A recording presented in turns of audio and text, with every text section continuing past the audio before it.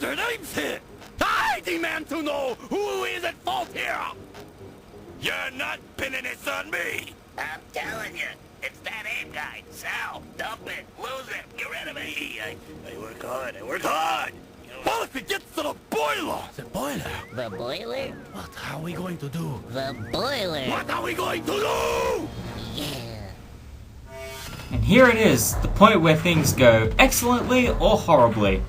Especially for the endings. Hey guys, SaxDude26 here, and welcome to the next Let's Play Oddworld Abe's Exoddus Extra.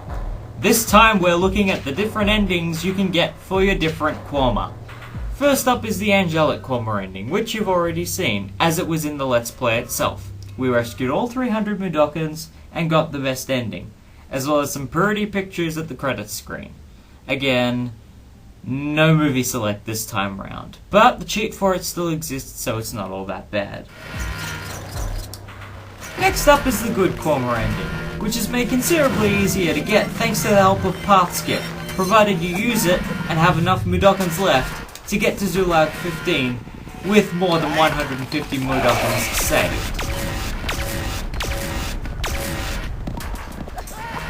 It plays out very much like the Angelic Quarma ending. You still take the lower exit, and you can still save the last 4 Mudokons. The end cutscene also plays out the same. This message brought to you by...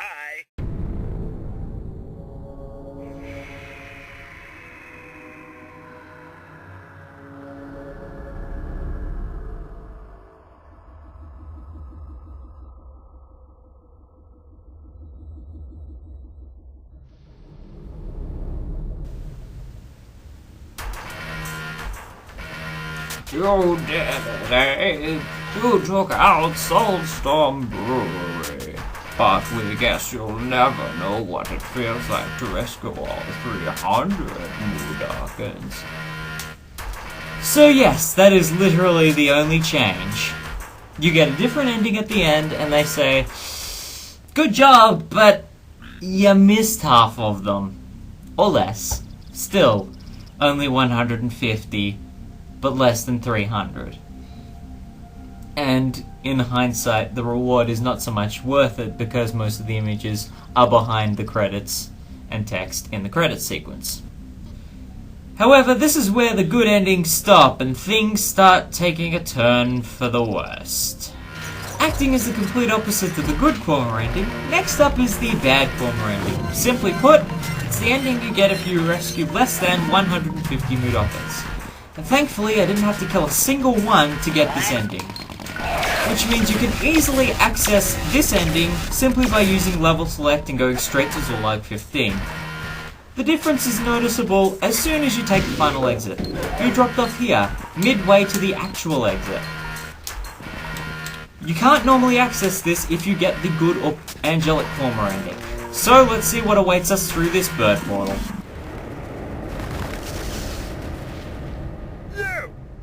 Going anywhere, stitch lips. You didn't save our buddy. But guys, it was horrible. And you ain't getting away with it. No, please, no. Jesus, oh, no, guys, no. It is a thing of beauty. This will be our finest brew ever! You think we got enough, boss? What the hey? Let us go for the record! Pump it up! I'm on it.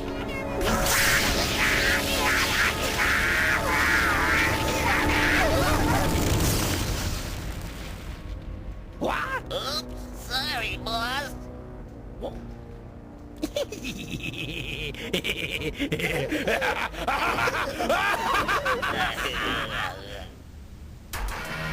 Thus another run for the recycler. Abe fails. Abe, the mastermind terrorist, blunders. Pants, honey pants. Execs breathe a sigh of relief that Abe can't go back and rescue at least 150 Mudokons and really screw things up.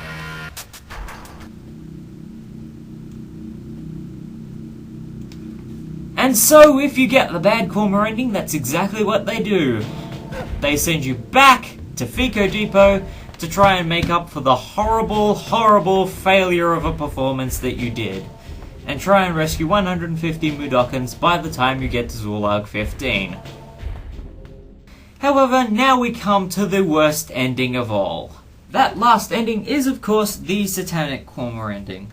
And like with Abe's Odyssey, it requires you to kill a certain number of Mudokons. In Abe's Odyssey, you only had to kill 75, and most of these deaths were fairly quick and painless for the Mudokons, thus making the experience a little less uncomfortable. Also, popcorn.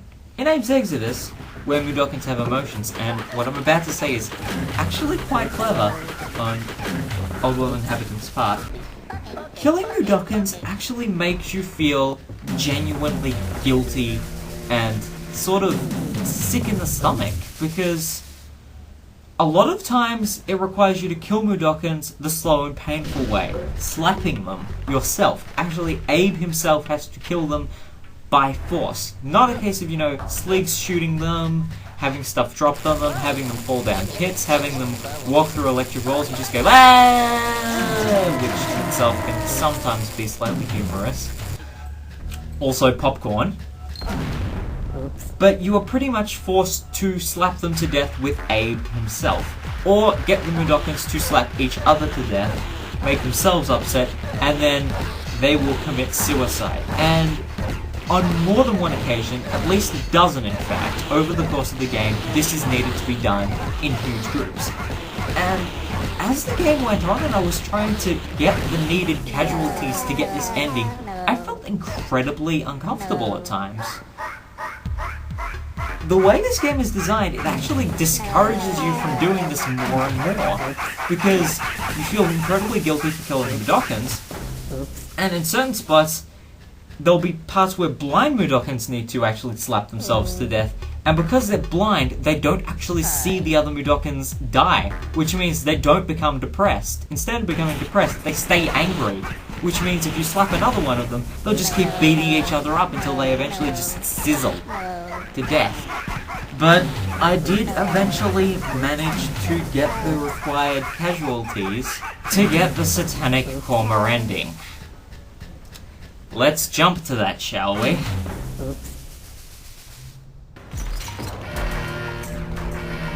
Well, here it is, in all its gory glory, the Satanic Quarma ending. 276 deaths, and 8 mandatory escapees. That was a painful experience. Don't ever make me do that ever again. I do not want my Quarma to be this bad, I kinda feel sick. It's the same deal with the bad Quarma ending. We're dropped off in the middle. And the cutscene is the same. Let's see what our evil, evil deeds have granted us.